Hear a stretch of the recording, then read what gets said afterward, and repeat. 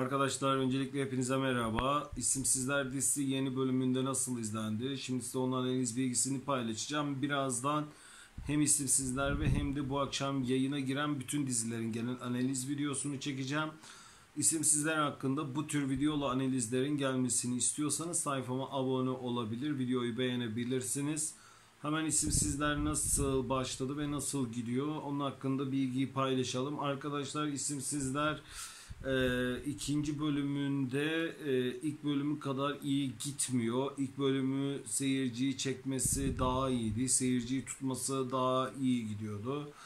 E, Kırgın Çiçekler, Kayıt Dışı, Söz dizileri İsimsizleri ikinci bölümde etkiledi diyebilirim. Şu an dizi daha devam ediyor. Birazdan genel analiz videosu da çekeceğim. Sizlere paylaşacağım. Şu an için İsimsizlerde söyleyeceklerim bu kadar. Sayfama abone olmayı unutmayın.